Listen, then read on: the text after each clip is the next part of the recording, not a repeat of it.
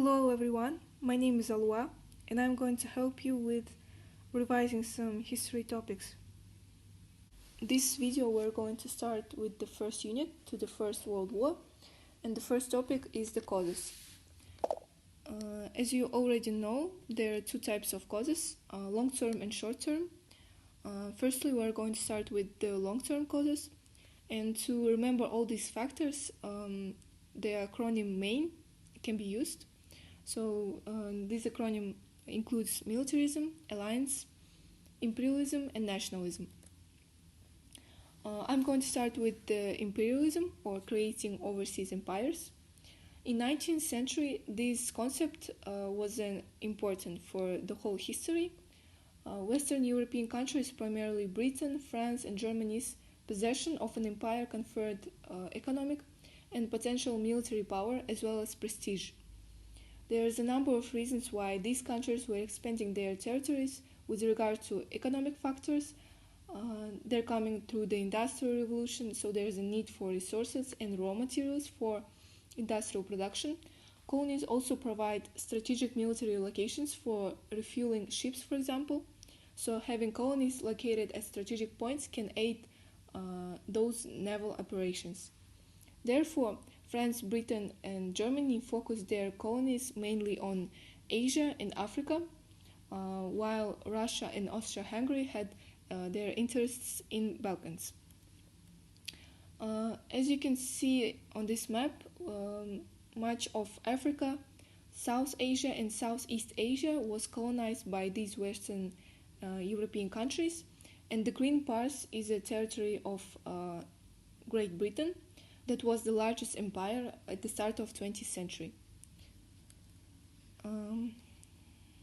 One specific incident that shows how these relations between Western European countries were tense is the Moroccan crisis in 1905 and 1911.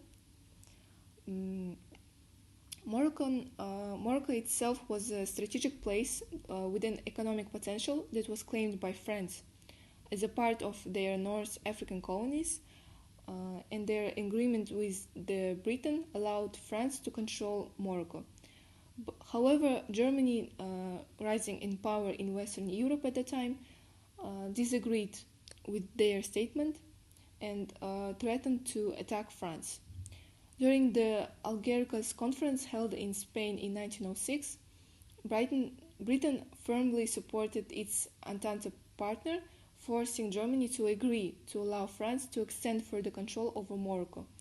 However, in 1911, France sends troops into Morocco, so we can see that this push for overseas empires is creating greater tensions between European countries that already had tensions before. As a result, imperialism stimulated and clashed with the growth of nationalism, which arose in opposition to the existence of vast multi-ethnic empires. We're going to see Germans pushing for ideas of German superiority and Russians supporting notions of pan-Slavism, which is the idea of all Slavic people coming together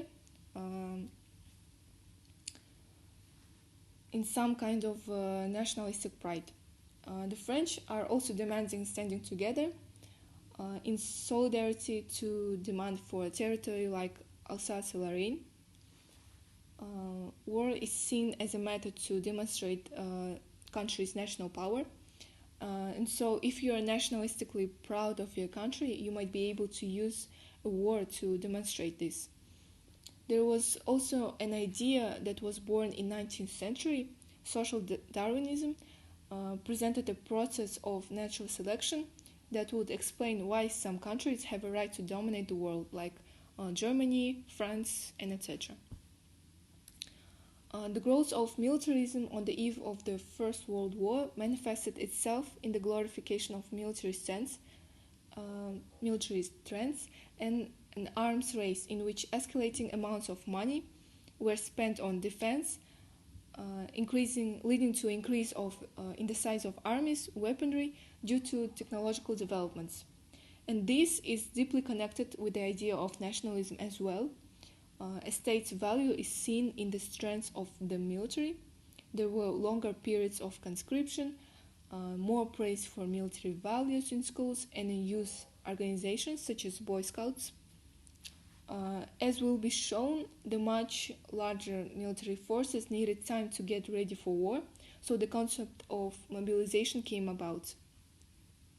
As you can see from the graph, there had been a steady increase in the defense expenditure in all the major European powers. From the mid-1890s, that increased more rapidly from 1905. In a large part, this increase was prompted by economic and technological developments which made possible a new range and scale of armaments. The existence of rival alliance systems which tied the main countries of Europe together is often cited as an explanation to the conflict. France, Britain, and Russia were allied in the Triple Entente, while Germany, Austria-Hungary, and Italy were joined together in the Triple Alliance. These are defensive alliances.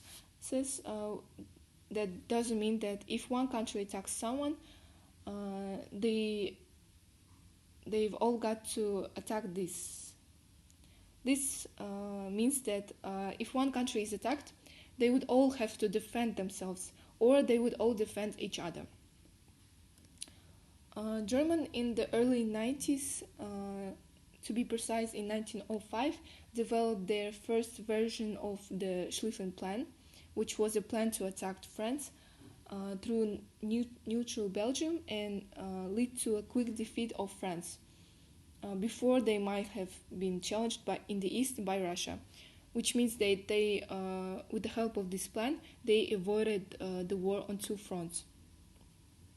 France themselves had their own military war plan called Plan 17,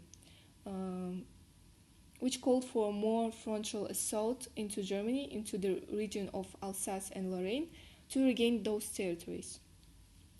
Now let's move on to immediate or short-term causes.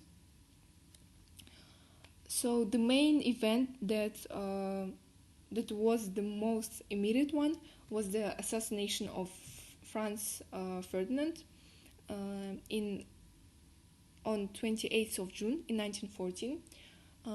He was the heir to Austro-Hungarian throne and was assassinated in Sarajevo by a Serb nationalist, also a member of anti-Austrian organization called Black Hand, that in some sources is stated that it was sponsored by the government of Serbia.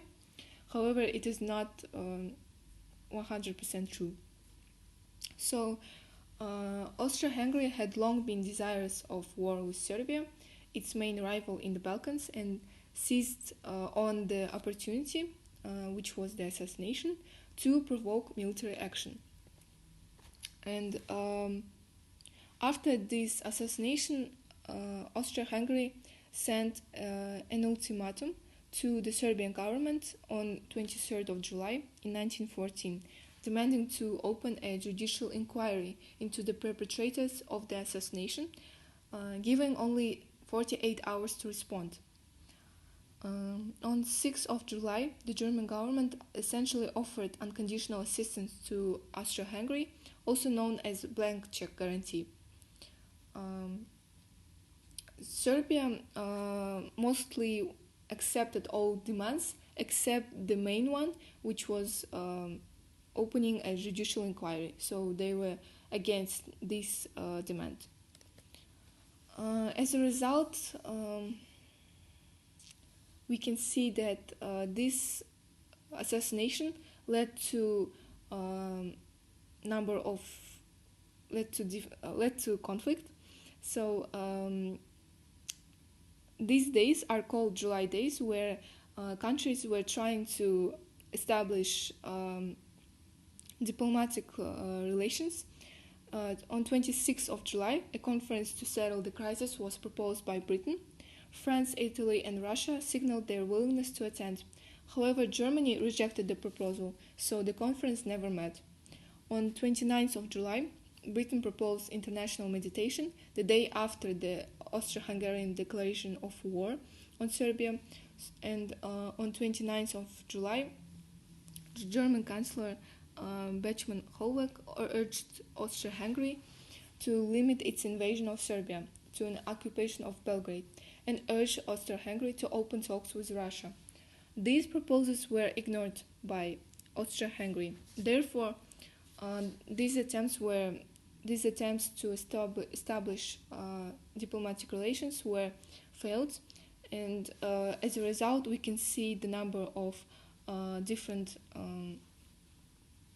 events that led to the war.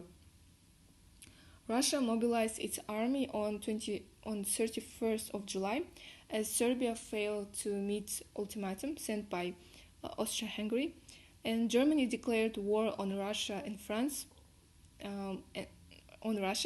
And France mobilized on 1st August. So these events were at the same day, and Germany invaded Belgium according to Schlieffen Plan on 3rd August. In response to this invasion, Britain declared war on Germany on 4th of August.